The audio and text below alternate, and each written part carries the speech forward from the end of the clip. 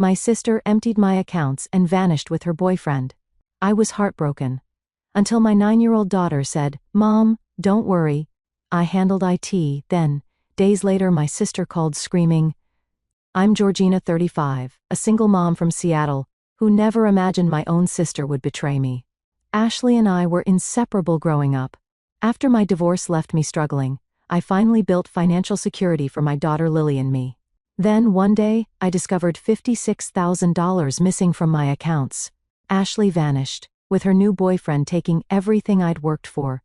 I was devastated until my 9-year-old Lily said something that changed everything. "Mom, don't worry.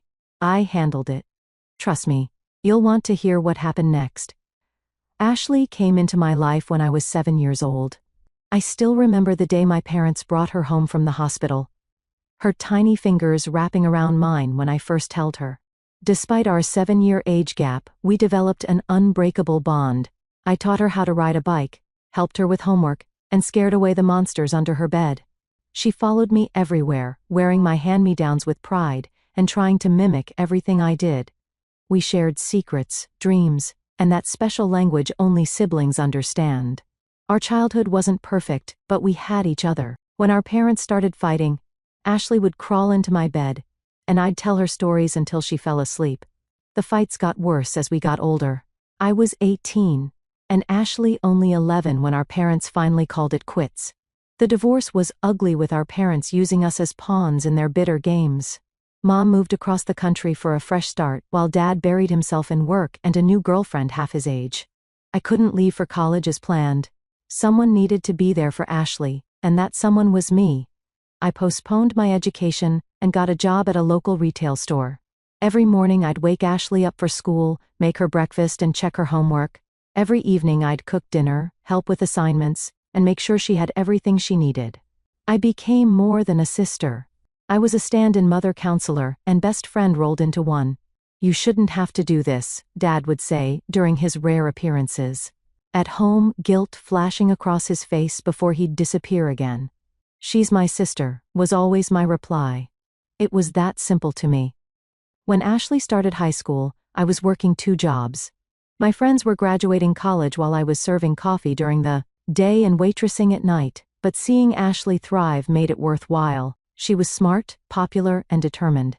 When she got accepted to college with a partial scholarship, I felt prouder than if it had been my own achievement. "I'm going to pay you back for everything someday," Ashley promised the night before leaving for college. "Just succeed, that's all the payback I need."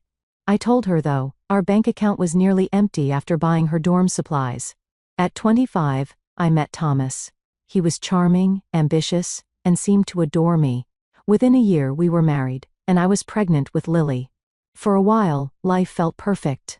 Ashley was doing well in college. I had a stable job as an administrative assistant at a marketing firm, and Thomas and I had a small but cozy apartment. Lily's birth was the happiest day of my life. She had my green eyes and Thomas's dimples, and I fell completely in love with her. Ashley drove 4 hours to meet her niece, bringing a handmade blanket she'd spent months knitting. "She's perfect," Georgie, Ashley whispered using my childhood nickname. "You're going to be the best mom ever." But the fairy tale cracked when Lily turned 3.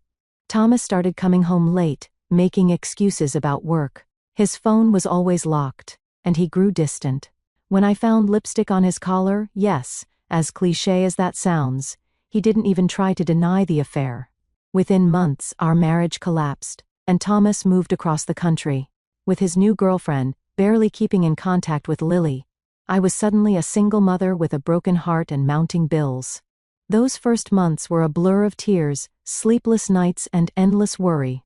Ashley, who had just graduated college, immediately packed her bags and moved in with us. "I've got you, sis," she promised. "Just like you had me." Having Ashley there was a godsend. She helped with Lily-cooked meals when I worked late, and made me laugh when all I wanted was to cry. But after a few months, small things started happening that I brushed aside. $20 missing from my purse that I was sure I'd left there. Bills that Ashley offered to pay online, but somehow never got paid, resulting in late fees. A credit card I rarely used, suddenly showing unusual charges that Ashley explained away as surprise gifts she was planning. "Did you take money from my wallet?" I asked, once hating the words, as they left my mouth. Georgie, I can't believe you'd ask me that, Ashley replied, eyes welling with tears. I must have borrowed it for groceries and forgotten to tell you I'm sorry. I immediately felt guilty for doubting her. This was Ashley, the little girl who once gave her entire allowance to a homeless man who stayed up all night with me when Lily had her first fever. If she borrowed money, it was an innocent mistake, not theft. After a year, Ashley found her own apartment nearby. She still came over almost daily and often watched Lily when I needed to work late. Lily adored her aunt who brought her little gifts and took her for ice cream every Saturday. They had sleepovers where they built pillow forts and stayed up watching Disney movies. Looking back, I should have seen the warning signs, but when you love someone, you make excuses for their behavior. You create explanations that protect the image you have of them. And I loved my sister too much to see what was happening right before my eyes. 5 years after my divorce, I finally found my footing. Through night classes and countless hours of overtime, I worked my way up from administrative assistant to marketing manager. The promotion came with a substantial salary increase, and better hours allowing me more time with Lily, who was now 9, and growing into a remarkably perceptive little girl. You're not as tired anymore, Mom Lily observed, one evening as we cooked dinner together, her small hands carefully stirring pasta sauce. That's because I don't have to work 2 jobs anymore, sweetie, I replied, realizing how much my exhaustion had affected her. With my improved financial situation, I achieved what once seemed impossible: buying our own home.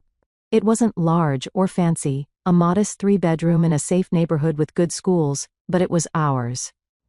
The day we got the keys, Lily ran through every room, claiming the smallest bedroom with the bay window as her own. We're never leaving, right, Mom? She asked, her green eyes serious. This is our forever home, I promised and meant it. For the first time since Thomas left, I could breathe financially. I opened 3 separate accounts with specific purposes. First, a college fund for Lily with $15,000, a start toward her future education. Second, an emergency fund with $21,000 built slowly over 5 years of putting aside whatever I could spare.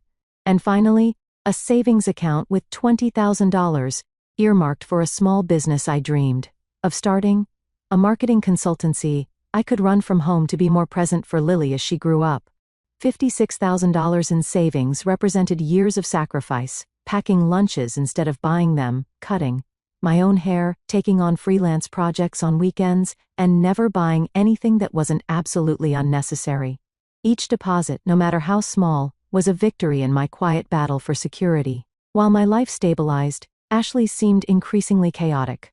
Her calls became unpredictable, sometimes daily, sometimes with weeks of silence. She'd change jobs frequently, always with dramatic stories about unreasonable bosses or toxic workplaces. Her appearance changed too. Expensive clothes one month, unable to afford a haircut the next. Can I borrow $500 until payday became a regular request? Though the amounts grew larger and payday sometimes never came, I'd remind her gently about previous loans, and she'd become defensive or tearful. I can't believe you're counting dollars with your own sister, she'd say, voice trembling. After everything we've been through, those words always struck their target. I'd transfer the money, telling myself it was just temporary, just family, helping family. After all, hadn't I put my entire life on hold for her once? Then Jake entered the picture. Ashley met him at a bar where she was waitressing, and fell hard and fast. Within weeks he was all she talked about. Charming, ambitious Jake who had big plans and an even bigger personality. He's going to start his own business, she gushed. He just needs some capital to get it off the ground. When I finally met Jake at a dinner I hosted, something felt off. He was handsome in a conventional way, with perfect white teeth and designer clothes. That seemed too expensive for someone between opportunities, as he described himself. He charmed Ashley, completely finishing her sentences, and keeping his arm possessively around her waist. What exactly is this business you're planning? I asked over dessert. Import-export, he replied smoothly. I have connections overseas. It's all about who you know. His answers to my other questions were equally vague, sliding away from specifics with practiced ease. More concerning was how he examined everything in my home with calculating eyes, asking pointed questions about my job, salary, and savings. After they left, Lily tugged at my sleeve. I don't like him, Mom, she said simply. Why not, sweetie? He looks at our stuff weird. And he made Aunt Ashley cry in the bathroom.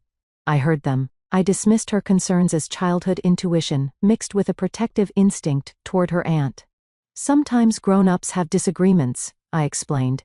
It doesn't mean he's a bad person. In retrospect, I should have listened to my 9-year-old daughter instead of doubting her perception. Ashley's requests escalated after Jake became a fixture in her life. She needed money for car repairs, medical bills without insurance and security deposits. For apartments, she mysteriously had to leave quickly.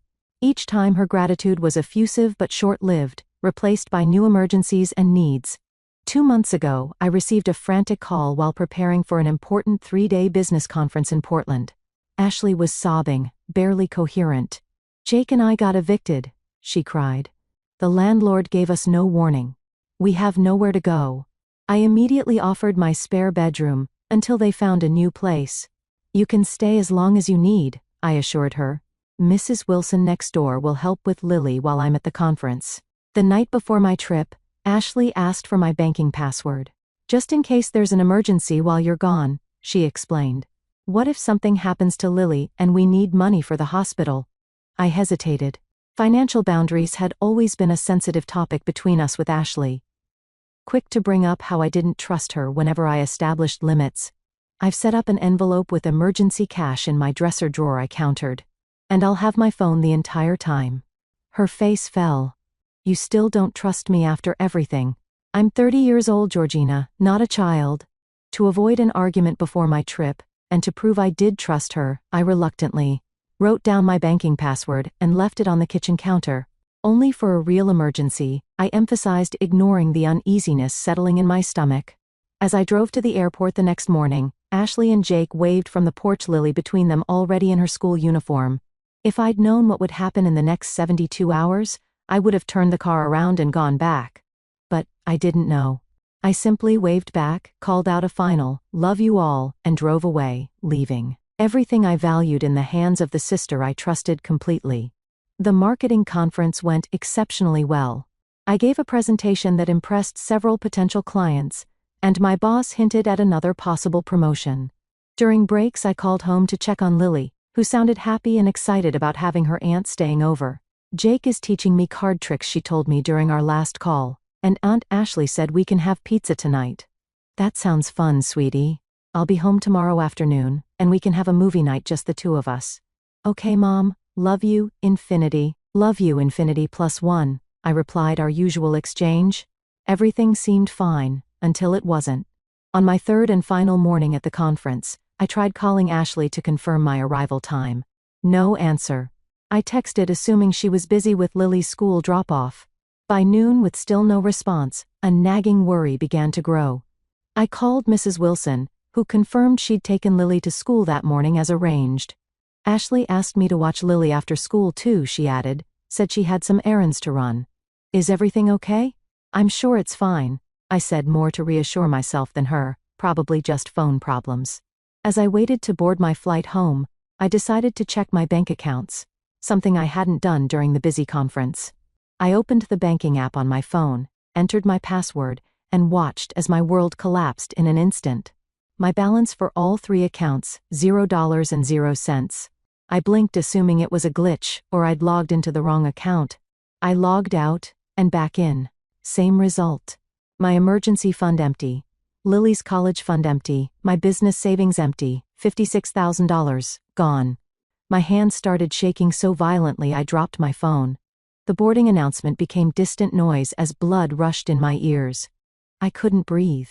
A kind stranger picked up my phone, concern on her face, as she asked if I needed medical help. Somehow, I made it onto the plane. The 3-hour flight was torture my mind, cycling through increasingly desperate explanations. There must be a banking error.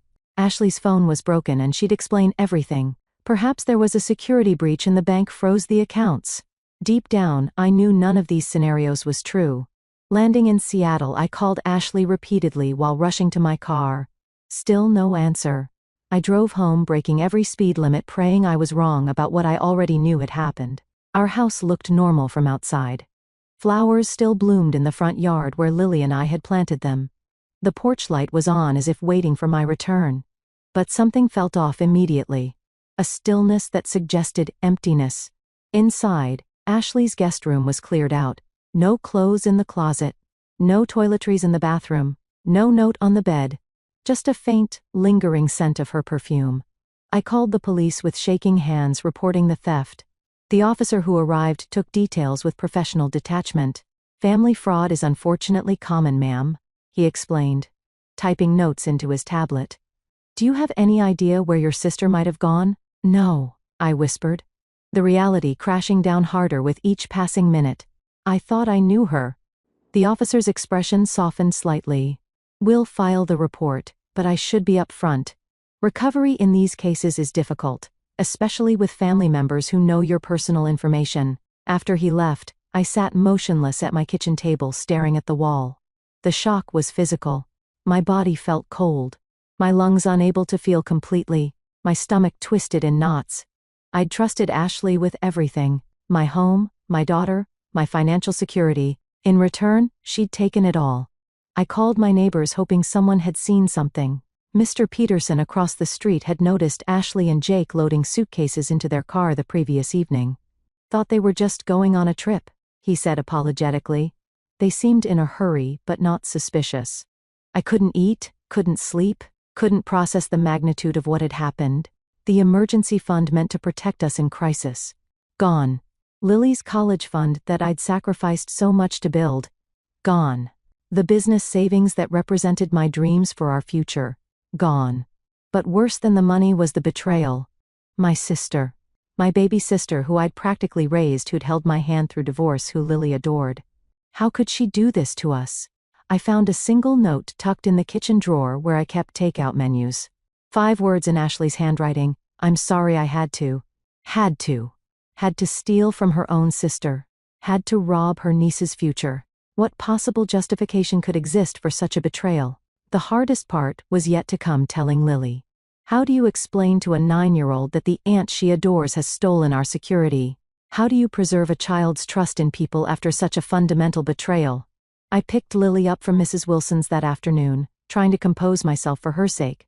One look at my face and her smile faded. "What's wrong, Mom?" "Let's talk at home, sweetie." Sitting on our living room couch, I tried to find gentle words, but there was no soft way to describe such a harsh reality. "Honey, something bad has happened. Aunt Ashley and Jake took the money from our savings accounts. All of it. The money for college and emergencies." Lily asked, her voice small. "Yes," I confirmed, tears finally breaking through. "And they left without telling us." "I'm so sorry, Lily. I trusted her and she—" I couldn't continue. Sobs overtook me. For the lost money, for the shattered relationship, for my daughter who deserved better than this chaos. I'd failed to protect her. Failed to see what was happening under my own roof. Lily watched me cry with a strange calmness, her young face showing a maturity beyond her years. Then she said the words that would change everything. "Mom, don't worry, I handled it."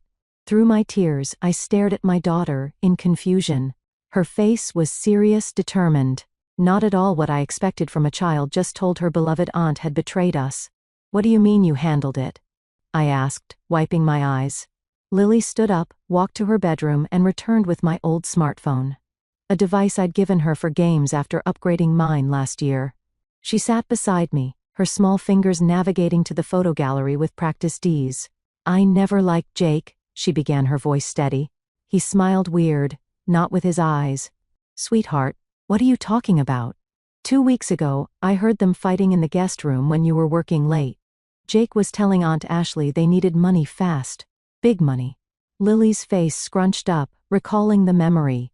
"I was scared, so I started recording them on your old phone whenever they were here and I was around." She handed me the phone, showing a video file dated 10 days earlier. With trembling hands, I pressed play. The video showed my kitchen from an unusual angle. Apparently hidden behind the fruit bowl on the counter.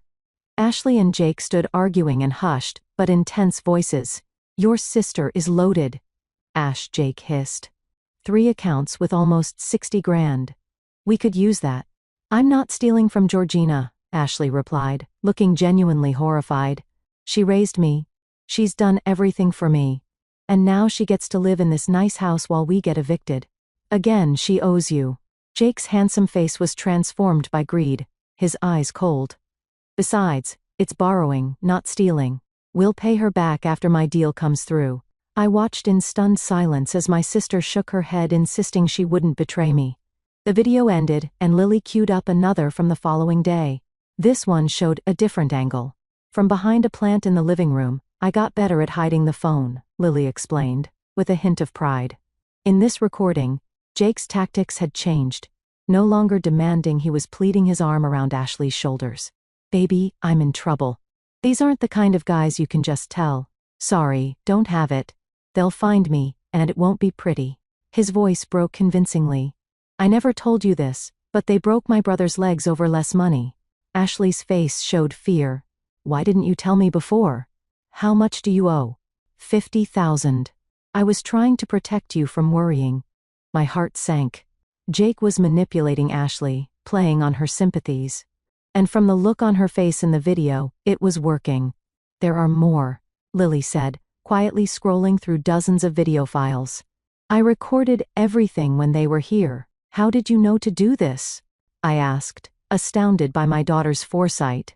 Lily shrugged. From those detective shows we watch, the bad guys always talk about their plans if you listen long enough. The next video showed Jake on his phone in our backyard, speaking in a completely different tone than he used with Ashley. Yeah, I found a perfect mark, he was saying, grinning. Sister's got at least 50 grand saved up, and the best part, she trusts the girlfriend completely. We'll clean it out and be in Mexico before they know what hit them. My stomach turned. Jake wasn't just opportunistically taking advantage of Ashley. He had targeted us from the beginning. But the most revealing video was from the night before I left for the conference. It showed my bedroom filmed from what appeared to be Lily's hiding spot in the closet. Ashley was sitting on my bed, head in her hands, while Jake paced. I can't do this, Ashley sobbed. Georgina will be devastated. Jake's charming facade had completely vanished. You don't have a choice anymore, he snapped. Either she loses some money, or I tell her about Tampa. Ashley's head jerked up, face pale. You wouldn't. Try me. Your perfect sister doesn't know everything about you, does she? How do you think she'd feel knowing what you did there? The threat hung in the air. Ashley's shoulders slumped in defeat. Fine, but we're paying her back. Every cent. Sure, baby, whatever you say. Jake's smile was cold, victorious. I paused the video, mind reeling. Tampa. Ashley's never mentioned Tampa to me. There's more, Lily said, pulling out a small notebook from her pocket. I wrote down their conversation when they didn't know I was listening. Jake's real name isn't Jake. It's Daniel Wilcox. He told Aunt Ashley to never call him that, but I heard her use that name when they were fighting. I stared at my 9-year-old daughter in disbelief. While I had been obliviously trusting my sister, Lily had been conducting a thorough investigation. There's one more thing, she said, taking the phone back and opening a different app. I set up your laptop in the guest room as a security camera. I told Aunt Ashley I needed it for a school project, but I was really using that spy program you installed when you thought I was playing too many games. The irony might have made me laugh in different circumstances. The parental monitoring software I'd installed was now providing critical evidence. Lily pulled up a video showing Jake going through my desk drawers, finding the banking password I'd written down, and taking a photo of it with his phone. Later in the same video, he opened my laptop and accessed my accounts, writing down all the details. I saved everything to your cloud storage, Lily explained. So even if they took my phone, we'd still have the videos. I gathered my remarkable daughter into my arms, holding her tight. Lily, you are absolutely incredible, but why didn't you tell me what was happening? Her small body tensed against mine. I tried, Mom. I told you I didn't like Jake. I told you I heard them fighting. But you said I was just being jealous of Aunt Ashley. Shame washed over me. She was right.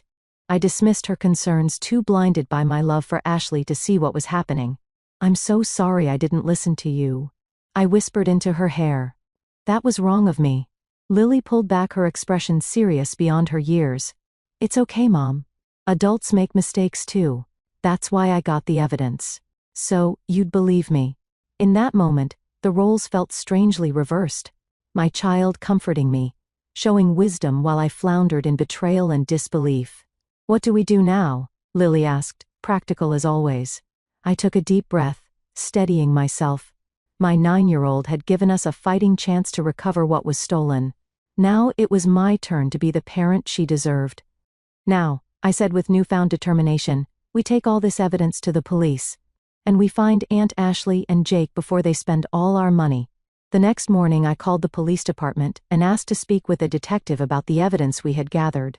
Instead of the dismissive response I'd received the day before this time, we were told to come in immediately. Lily insisted on bringing her entire investigation kit, the phone notebook and a folder where she'd printed screenshots from key videos. Detective Sandra Johnson was a sharp-eyed woman in her 40s who reminded me of the no-nonsense teachers I'd respected most in school. She welcomed us into her office, giving Lily a genuine smile. "I understand you've collected some evidence," she said, directing her words to my daughter with appropriate seriousness. Lily nodded solemnly and opened her folder. "I have video, audio, and written documentation," she replied, sounding like a miniature FBI agent.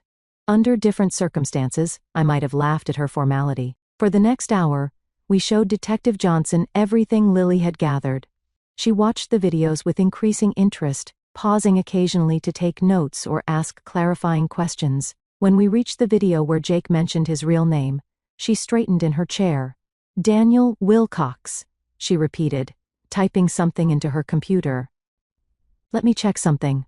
A moment later, she turned her monitor toward us. The screen showed a mugshot of Jake, or rather Daniel, looking significantly less polished than the charming man who'd entered our lives. "Daniel Wilcox has quite a record," Detective Johnson explained. "Fraud, identity theft, confidence schemes. He's wanted in 3 states for similar scams, targeting women usually through their female relatives or friends, gaining access to finances, then disappearing with the money. He's done this before." My voice sounded hollow even to my own ears. "Many times, his specialty is finding vulnerable women, gaining their trust, then using them to access their family's resources." Her expression softened slightly. "Your sister isn't the first to fall for his manipulation, Mrs. Taylor. Can you find them?" Lily asked, leaning forward anxiously. "With this evidence, absolutely. We can put out alerts, freeze accounts, and coordinate with other jurisdictions." Detective Johnson looked directly at Lily. "You've done exceptional work here, young lady. Most adults wouldn't have been this thorough or quick thinking." Lily beamed with pride, sitting up straighter in her chair. "We'll need formal statements from both of you," the detective continued. "And I'll want copies of all this evidence, but I'm confident we can build a solid case." As we left the police station, I felt the first stirrings of hope. The money might still be gone, but at least Ashley and Jake Daniel wouldn't simply get away with it. 3 days later, Detective Johnson called with news. They traced activity on my credit card to a hotel in Las Vegas. Local police were preparing to make an arrest, but they needed me to confirm certain details first. "We believe they've already spent a significant portion of the money," she warned me, "but we might be able to recover whatever's left." That evening, as Lily and I were eating dinner, my phone rang with an unfamiliar number. When I answered, Ashley's voice exploded through the speaker, so loud I had to hold the phone away from my ear. "How could you, Georgina? How could you send the police after your own sister?" She was screaming, her words slurred slightly. "They arrested Jake at the casino. They're outside our hotel room right now." I put the phone on speaker, so I wouldn't have to hold it, my hands suddenly shaking. "You stole $56,000 from me, Ashley." From your niece. What did you expect me to do?" "He needed the money. They were going to hurt him. You have no idea what you've done, what I've done." The absurdity of her accusation broke something inside me. "You emptied my savings accounts. You took Lily's college fund. Jake said we'd pay it back. It was just temporary." I laughed bitterly. "Is that what he told you while he was planning your escape to Mexico? While he was calling you his perfect mark?" There was a moment of silence. "What are you talking about?" "Your boyfriend is a con man, Ashley. His name isn't even Jake. It's Daniel Wilcox. He's wanted in 3 states for scamming women exactly like you." "You're lying," she hissed, but uncertainty had crept into her voice. "The police showed me his record. This is what he does, Ashley. He finds women, uses them to access their family's money, then disappears. You're not special to him. You're just a tool." "Shut up," she screamed. "You're jealous because someone finally loves me more than they love you. You've always had everything. The nice house, the perfect daughter, the successful career. What do I have? Nothing." Her words hit me like physical blows. Was that really how she saw our relationship, as competition? "I put my entire life on hold for you," I said quietly. "I gave up college to raise you. I've bailed you out financially more times than I can count. I welcomed you into my home, trusted you with my daughter. And now you've ruined my life." Her voice broke. "Jake will go to prison because of you." "Jake ruined your life," I corrected her. "And you helped him ruin mine. How much of our money is left, Ashley?" A pause. "I don't know. Jake handled the money."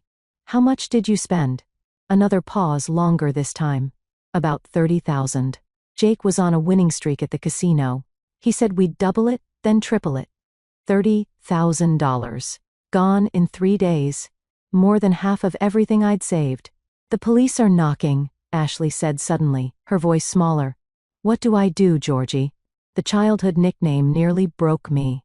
For a second, I saw the little girl who'd followed me everywhere, who'd trusted me to keep the monsters away. "Tell them the truth."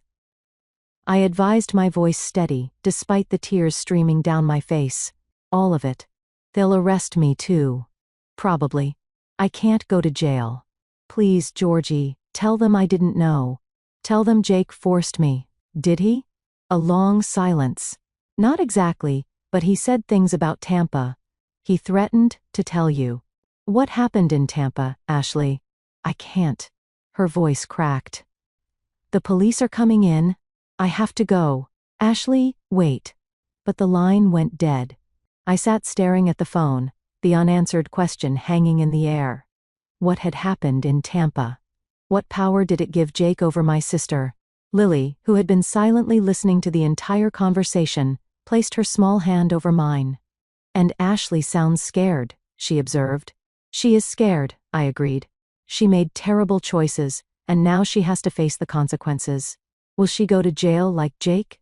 I hesitated, unsure how to explain the complexities of the legal system to a 9-year-old. "I don't know, sweetheart. It depends on many things, including whether she tells the truth about what happened." Lily nodded solemnly. "She should tell the truth. That's what you always say is most important. Out of the mouths of babes, as they say." The simplicity of my daughter's moral compass made the entire situation clearer somehow. The truth was indeed what mattered most now. Not just for the legal consequences, but for any hope of healing the broken trust between my sister and me. Later that night, Detective Johnson called again. Jake had been arrested on multiple outstanding warrants. Ashley was being held as an accomplice, but was cooperating with authorities. They had recovered approximately $26,000 from the hotel safe. Less than half of what was taken, but more than I had dared hope. "We'll need you to come to Las Vegas to make a formal identification and statement," she explained. "The district attorney there will want to talk to you about pressing charges against your sister." Pressing charges against Ashley. The words felt surreal. This was my baby sister, the girl whose scraped knees I had bandaged, whose nightmares I had soothed, whose graduation I had attended with tears of pride. How had we arrived at this point?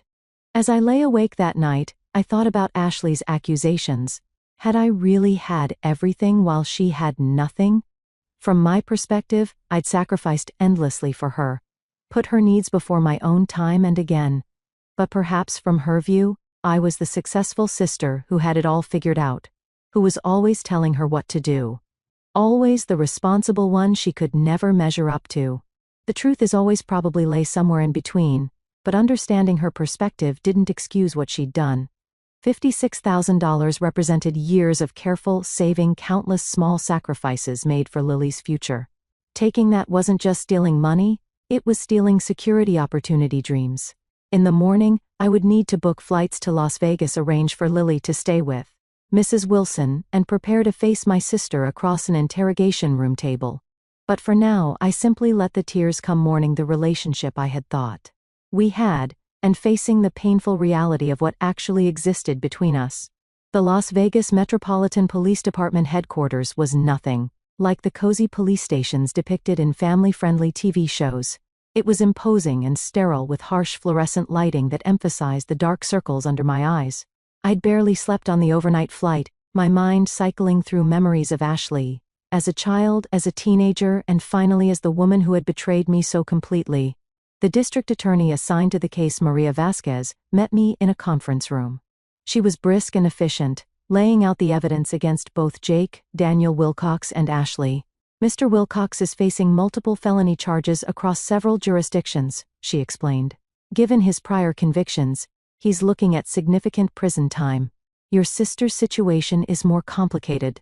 Complicated, how? I asked, cradling the department-issued coffee that tasted like it had been brewing since last week. She's a first-time offender, and she's cooperating. She claims Wilcox manipulated and threatened her, which may be partially true based on his history. However, the evidence your daughter collected clearly shows she ultimately made a conscious choice to participate. My chest tightened at the mention of Lily's evidence. My 9-year-old's detective work was now part of a criminal prosecution. What are her charges? Grand theft, fraud, identity theft, though the last one might not stick since she was authorized to be in your home. She's looking at up to 5 years, potentially more with aggravating factors. 5 years. My sister in prison until she was 35. The thought made me physically ill. Is there any alternative? I asked hesitantly. Ms. Vasquez studied me thoughtfully. You're considering not pressing charges? I don't know, I admitted. She's my sister. We grew up together. I practically raised her after our parents divorced. Family fraud is the hardest kind. Ms. Vasquez said, her professional demeanor softening slightly. But it's also the most damaging. Your sister betrayed your trust in the most fundamental way. I know. However, she continued, there is one possibility. If your sister agrees to testify against Wilcox and provides information about his other criminal activities, we could potentially offer a plea deal with reduced charges. What would that look like? Possibly 18 months in a minimum security facility, plus probation and restitution orders. But that depends entirely on how valuable her testimony is, and her level of cooperation. 18 months still seemed an eternity. But it was better than 5 years. And restitution meant she would eventually have to pay back what was taken. Can I see her? I asked. Ms. Vasquez made a phone call, and 30 minutes later I was led to a small room with a metal table bolted to the floor. When they brought Ashley in, I barely recognized her. Her usually perfect hair hung limp around her pale face. The designer clothes were replaced by an orange jumpsuit that made her look small and vulnerable. Without makeup, she appeared younger, more like the sister I remembered. Georgie, she whispered, eyes filling with tears. I didn't think you'd come. I needed answers, I replied, keeping my voice neutral despite the emotions churning inside me. We sat across from each other, a gulf wider than the metal table between us. They arrested Jake, she said unnecessarily. He had fake IDs in the hotel room, passports with different names. His name is Daniel, I reminded her. And yes, Detective Johnson told me he's wanted in multiple states. Ashley's face crumpled. I didn't know. I swear I didn't know who he really was. Maybe not at first, I conceded. But you knew what you were doing when you took my money. Lily's college fund, Ashley. Her future. She flinched at the mention of Lily. How is she? Confused. Hurt. She loved you, you know. Idolized you. Ashley covered her face with her hands. I've ruined everything. Yes, I agreed, not softening the blow. You have. What I need to know is why. What happened in Tampa, that Jake could use against you. Her hands dropped, eyes widening. How do you know about Tampa? I heard you mention it on the phone. And Lily's videos caught Jake threatening to tell me about it. What did you do that was so terrible? Ashley glanced at the guard standing by the door, then leaned forward, lowering her voice. 2 years ago, I was in Tampa with some friends. We were at this club and I met a guy. He was older, successful. We hit it off, went back to his hotel. She paused, swallowing hard. The next morning, I noticed his wedding ring on the bathroom counter. He'd taken it off at the club. When I confronted him, he offered me money to keep quiet. $10,000. I was broke, about to be evicted. Her voice trailed off. You took it, I finished for her. She nodded miserably. It got worse. He started calling, wanting to see me whenever he was in town, offering more money each time. It went on for months before I finally blocked his number and moved. You were blackmailing him, I stated flatly. I didn't see it that way then. I told myself he was just paying for companionship. She laughed bitterly. I was no better than a, "Don't I?" interrupted. That's not what this is about. Jake found out somehow.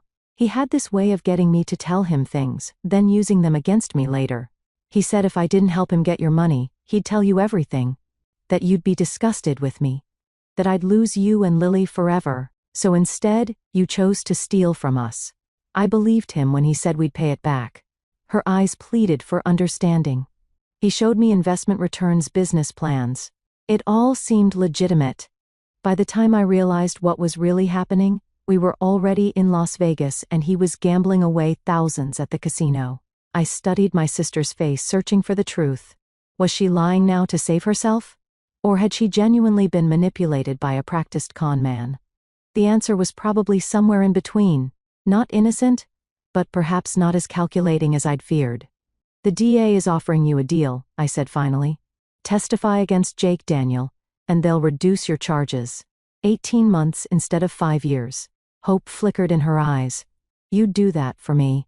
After what I did, I'm not doing it for you, I clarified. I'm doing it because sending you to prison for 5 years won't get my money back. This way you'll serve less time and have to make restitution. Her face fell at my cold logic. I understand. Do you? Because I need you to fully comprehend what you've done, Ashley. You didn't just take money. You betrayed my trust completely. You broke Lily's heart. You damaged our family in ways that might never heal. Tears spilled down her cheeks. I know.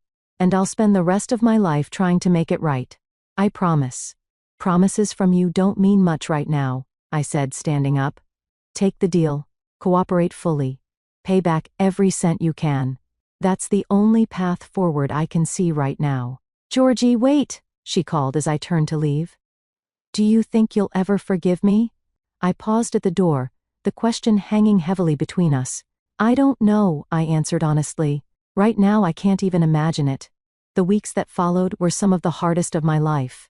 With only $26,000 recovered, I was facing a financial crisis. My emergency fund was depleted. Lily's college savings nearly wiped out. I had to take on freelance projects on weekends, just to make ends meet, often working until midnight after Lily was asleep. My CO workers, upon learning what happened, organized a surprise fundraiser that brought me to tears. Family Emergency Fund for Georgina and Lily read the online campaign they created, which raised nearly $7,000 from colleagues, clients, and even competitors in our industry.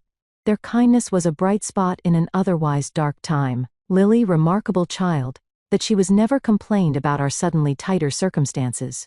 No more weekly pizza nights, no summer camp this year, fewer new clothes. She accepted each change with a maturity that both impressed and concerned me. No 9-year-old should have to be that grown up. I arranged for her to see the school counselor, worrying about the psychological impact of her aunt's betrayal. Miss Patel, the counselor, assured me that Lily was processing the situation remarkably well. She feels empowered by her role in solving the crime, Miss Patel explained during our parent conference. Rather than feeling victimized, she sees herself as the hero of the story. But, is that healthy? I worried. Shouldn't she be more upset? Children are resilient, Miss Taylor, and Lily has a strong sense of justice. She's hurt by her aunt's actions, certainly, but she's focused on the fact that the bad guys were caught. That's actually a very healthy response. I wished I could say the same for my own emotional state. I've oscillated between rage and grief, sometimes waking in the middle of the night, from dreams where Ashley and I were children again, innocent and inseparable. Other times I'd find myself compulsively checking my bank accounts, paranoid about further theft, despite the changed passwords and added security measures. Ashley called from jail 3 weeks after her arrest. I almost didn't accept the collect call, but something, habit perhaps or lingering sisterly concern, made me agree. I took the deal, she said without preamble. I'm testifying against Jake, Daniel, whatever his name, Island. Good. I replied, uncertain what else to say. They're transferring me to a facility in Washington next month to serve my sentence, 18 months like you said, and I'll be on probation after that with restitution payments. I nodded, then realized she couldn't see me. That's good. Georgie, I need to see you before they transfer me. Please, there are things I need to say in person. My first instinct was to refuse. What could she possibly say that would make any difference? But the rawness in her voice gave me pause. I'll think about it, I said finally. And Lily, could I see her too? Just once. Absolutely not, I said firmly. You've done enough damage there.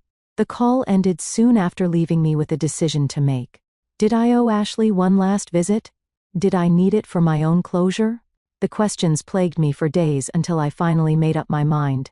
I would see her once more before her transfer. Not for her sake, but for mine. To look my sister in the eye and try to understand how we had arrived at this broken place. To search for any possibility of redemption, however distant it might be. The county detention center looked even more dismal in the light of early morning. I'd chosen a weekday visit, leaving Lily with Mrs. Wilson after school, rather than subjecting her to this place. The guard escorted me to the same sterile meeting room where I'd seen Ashley 3 weeks earlier. When she entered, I noticed subtle changes. Her jumpsuit hung looser on her frame, suggesting weight loss. Dark circles shadowed her eyes, but her expression was calmer, more settled than before. "Thank you for coming," she said, taking the seat across from me. "I wasn't sure you would." "Neither was I admitted. We sat in uncomfortable silence for a moment, 28 years of shared history, suddenly insufficient for conversation. "I've been seeing a therapist here," Ashley finally said. "Part of the pre-sentencing program. It's been illuminating." "In what way?" She traced a pattern on the metal table with her finger. "We've been talking about patterns, how I've spent my whole life defining myself in relation to you." I frowned. "What does that mean?" "When we were kids after Mom and Dad split, you became everything to me. Mother, sister, best friend. You were perfect in my eyes. Responsible, smart, together. Everything I wasn't. I was just doing what needed to be done." I said, uncomfortable with her characterization. "I know that now. But back then, I put you on this pedestal. And as I got older, I started to resent it." "Resent you." "Because no matter what I did, I couldn't measure up." The word stung, but contained a ring of truth I couldn't deny. "So I started acting out," she continued. "Making choices I knew you wouldn't approve of. Doing things specifically because they would disappoint you. It was childish and stupid, but it was the only way I knew to establish my own identity. By stealing from me, I couldn't keep the edge from my voice. No, that was different. That was..." She paused, seeming to wrestle with herself. "That was the culmination of years of bad decisions. Of choosing men who were exciting but terrible for me. Of wanting shortcuts to the stability you had worked so hard for." I studied my sister's face, seeing glimpses of the little girl who had followed me everywhere, mixed with the troubled woman she had become. When I met Daniel, I thought he was different. Charming, ambitious, interested in me for myself rather than what I could do for him. I was so desperate to be loved that I ignored every red flag. "There were many," I noted dryly. "So many," she agreed with a sad smile. "But the biggest one was how he drove a wedge between you and me. How he isolated me from the one person who had always been there for me. Classic abuser tactic." I said, remembering articles I'd read about relationship manipulation. My therapist said the same thing. Ashley leaned forward, her eyes meeting mine directly. "Georgie, what I did was inexcusable. I'm not asking for forgiveness. I haven't earned that. But I need you to know that I am genuinely deeply sorry. Not just for the money, but for betraying your trust. For hurting Lily. For throwing away everything you did for me." The sincerity in her voice caught me off guard. I had expected excuses, deflection, perhaps even blame. Instead, I was hearing what sounded like genuine remorse. "The money," I began. "I'll pay back every cent," she interrupted. "I've already arranged with the DA to garnish any prison wages and future earnings until it's fully repaid. It will take years, but I'll do it." "It's not just about the money, Ashley." "I know." She drew a shaky breath. "It's about the fact that I destroyed our relationship. That I hurt the two people I love most in the world. That I chose a con man over my own sister and niece." Tears filled her eyes but didn't fall. "I don't expect you to believe me now. Words are cheap, especially from someone who's lied as much as I have. But I'm going to prove it to you day by day, year by year, for as long as it takes. Even if you never speak to me again after today, I'm going to make this right somehow." I sat back absorbing her words. There was a conviction in them I hadn't heard from Ashley before, not the desperate promises of someone trying to escape consequences, but the measured determination of someone facing them head-on. "Jake goes to trial next month," I said, changing the subject slightly. "Will you testify?" "Yes, about everything. Tampa, the schemes, how he targeted other women, whatever they need." She paused. "He's been writing me letters from jail, threatening at first, then apologetic, then promising we could still be together when this is all over, and I'm not responding. My therapist says it's part of the cycle, keeping me emotionally engaged, maintaining control even from jail. I'm done being controlled." For the first time since discovering the theft, I felt a flicker of hope for my sister. Not forgiveness. That was still too distant a prospect. But hope that perhaps she might finally be confronting the patterns that had led her here. "How's Lily?" Ashley asked tentatively. "She's resilient, doing well in school. The counselor says she's processing everything in a healthy way." I hesitated, then added, "She asks about you sometimes." Ashley's eyes widened. "She does. She wants to know if you're okay, if you're sorry for what you did." "And what do you tell her?" "The truth, that you made very bad choices that hurt a lot of people, and now you have to face the consequences. But that yes, I think you are sorry." A tear finally escaped, tracking down Ashley's cheek. "Thank you for that, for not painting me as a monster to her. You're her aunt. She loves you despite everything. Children have an amazing capacity for love, even when adults don't deserve it. Will I ever see her again?" The question was barely audible. "I don't know, Ashley. That depends on many things. On you, on her, on how the next few years go. I won't force her either way when the time comes." She nodded, accepting this uncertain future as the best answer I could give. When the guard indicated our time was nearly up, Ashley reached across the table, her hand stopping short of touching mine. "There's one more thing I need to say," she began. "Something my therapist and I have been working on. I need to take full responsibility without excuses." She straightened her shoulders. "I stole from you. I betrayed your trust. I hurt your daughter. These were my choices regardless of Jake's influence. I alone am responsible for what I did, and I will accept whatever consequences come from it, legal and personal." The words seemed rehearsed but sincere, a therapeutic exercise transformed into genuine accountability. "Thank you for saying that," I said quietly. "It matters." As I stood to leave, Ashley remained seated, hands folded in front of her. "Will you write to me?" she asked. "Just occasionally. Let me know how you and Lily are doing." I paused at the door. "I'll think about it." It wasn't a promise, but it wasn't a refusal either. For now, it was all I could offer. True to her word, Ashley testified against Jake the following month. His trial revealed a pattern of crimes spanning nearly a decade, multiple identities, countless victims, hundreds of thousands of dollars, stolen from vulnerable women and their families. With Ashley's testimony and evidence from other victims, he was sentenced to 12 years in federal prison. Ashley began her 18-month sentence at a minimum security facility in Washington state. True to her words, she wrote regularly. Letters I didn't answer at first, then began to read, and eventually, months later, started to reply to with brief updates about our lives. The healing process was slow and painful. Some days the anger would return full force, especially when financial stress hit hardest. Other days I'd find myself missing the sister I thought I had, the person I'd believed Ashley to be before the betrayal. Therapy helped, both for Lily and for me. So did time. The sharp edges of betrayal gradually dulled, not into forgiveness exactly, but into a kind of acceptance. What had happened couldn't be undone. The question was how to move forward.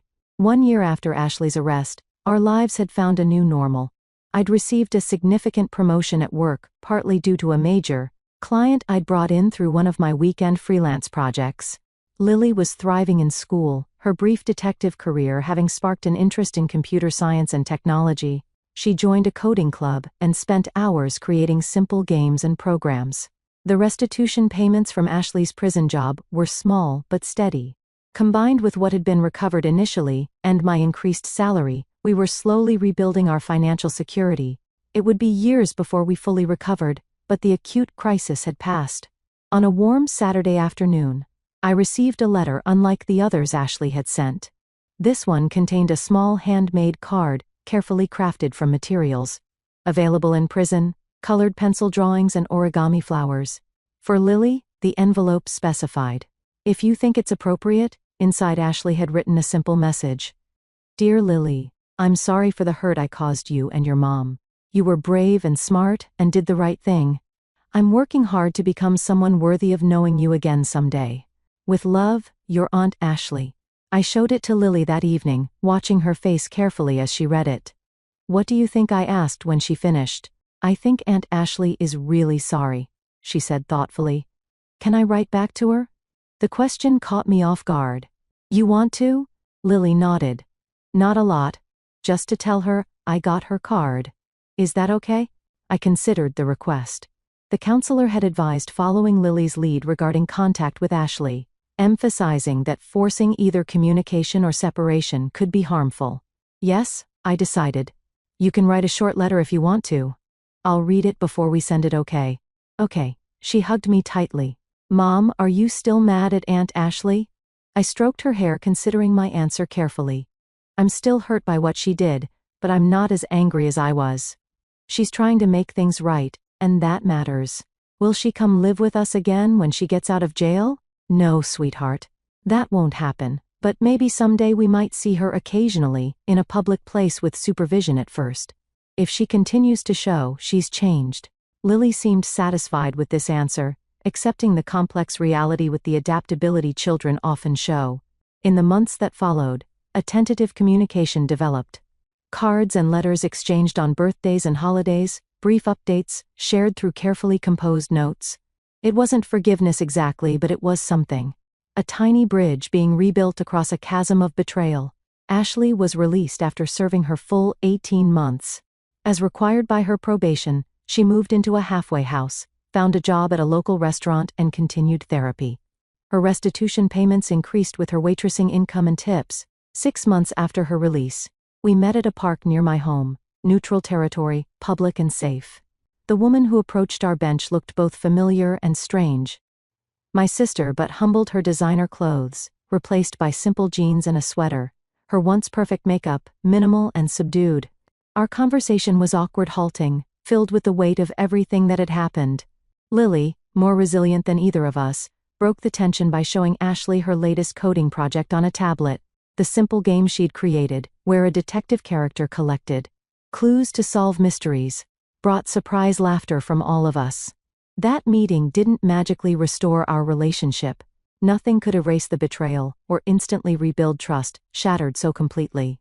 But it was a beginning, a tentative step towards something new, not the blind trust of before, but a cautious, eyes-wide-open connection, built on accountability rather than obligation. Through this painful journey, I learned lessons I never expected: that sometimes the people closest to us can cause the deepest wounds, that forgiveness isn't a single decision but a daily choice, that boundaries aren't selfish but necessary for healthy relationships, and most importantly, that listening to a 9-year-old's instincts might be the wisest choice of all. I also learned that family isn't defined by unconditional acceptance of harmful behavior, but by the courage to hold loved ones accountable while leaving room for genuine change. True love sometimes means walking away until healing can happen, for both parties. Today, 3 years after that terrible discovery, Ashley and I speak monthly. She's making steady restitution payments and building a new life, modest but honest. Lily sees her occasionally, always with me present. Trust returns in microscopic increments, earned through consistent actions rather than promises. I sometimes wonder what would have happened if Lily hadn't been so observant, so brave, so determined to protect us. Would Ashley have eventually returned on her own? Would she have recognized Jake's manipulation without the legal consequences that forced her to confront reality? Would I have ever learned the truth about my sister's resentment and jealousy that fueled her choices? I'll never know, but I do know this. The greatest wisdom sometimes comes from the most unexpected sources, like a 9-year-old who saw what I couldn't see and acted when I wouldn't. Have you ever experienced a moment when a child's perception cut through adult blindness to reveal an uncomfortable truth? And as this story quietly slips away into the shadows of your mind, dissolving into the silent spaces where memory and mystery entwine, understand that this was never just a story. It was an awakening, a raw pulse of human truth wrapped in whispered secrets and veiled emotions. Every word a shard of fractured reality, every sentence a bridge between worlds seen and unseen, between the light of revelation and the dark abyss of what remains unsaid. It is here, in this liminal space, that stories breathe, their most potent magic stirring the deepest chambers of your soul, provoking the unspoken fears, the buried desires, and the fragile hopes that cling to your heart. Like fragile embers, this is the power of these tales. These digital confessions whispered into the void, where anonymity becomes the mask for truth, and every viewer becomes the keeper of secrets too heavy to carry alone. And now, that secret, that trembling echo of someone else's reality, becomes part of your own shadowed narrative, intertwining with your thoughts, awakening that undeniable curiosity, the insatiable hunger to know what lies beyond, what stories have yet to be told, what mysteries hover just out of reach, waiting for you to uncover them. So hold on to this feeling, this electric thread of wonder and unease, for it is what connects us all across the vast unseen web of human experience. And if your heart races, if your mind lingers on the what-ifs and the maybes, then you know the story has done its work, its magic has woven itself into the fabric of your being. So before you step away from this realm, remember this: every story you encounter here is a whispered invitation to look deeper, to listen harder, to embrace the darkness and the light alike. And if you found yourself lost, found yourself changed even slightly, then honor this connection by keeping the flame alive. Like this video if the story haunted you, subscribe to join the fellowship of seekers who chase the unseen truths, and ring the bell to be the first to greet the next confession, the next shadow, the next revelation waiting to rise from the depths. Because here, we don't merely tell stories, we summon them, we become vessels for the forgotten, the hidden and the unspoken, and you, dear listener, have become part of this sacred ritual. So until the next tale finds you in the quiet hours, keep your senses sharp, your heart open, and never stop chasing the whispers in the silence. Thanks for watching, take care, good luck. Asterisk. After listening to today's story, perhaps it has raised some new questions in your mind, or maybe it has brought back some old memories. Every day on Reddit, new experiences and moments create fresh stories, and they connect all of us. Everyone has their own unique journey in life, and we all try to understand the world in our own way. These kinds of moments remind us that we are all human, sometimes happy, sometimes sad, and always learning something new. If you enjoyed this story, feel free to share it with your friends. Your thoughts and feedback are always valuable to us, as they motivate us to create even better content. Every story has its own unique angle, and our goal is to understand everyone's perspective and make our content diverse and relatable. Stories like these help us realize that life's journey is different for everyone, and by hearing other stories, we learn something new. You can also share your own stories with us. Your experiences are valuable to us as well, and if you enjoyed this video, please leave your feedback. We aim to create content that brightens your mind and gives you new ideas every time. If you've already seen this video before, your feedback is still important. With every piece of feedback, we can improve our content and bring a new perspective to our viewers. Today, what we saw was just a small part of the many stories shared on Reddit and across the world. It's a reminder of how we all try to understand life by sharing our experiences with each other. This video was only an example of how we try to connect with others through storytelling, learning about different sides of life. We hope to continue sharing such stories that help us all learn and grow together. Thank you for your time, and don't forget to keep an eye out for more stories coming soon. If you haven't already, please like and follow for more amazing content. Your support keeps us going, and we will strive to bring you more thought-provoking and heartwarming stories. Until next time, take care and stay curious. Asterisk.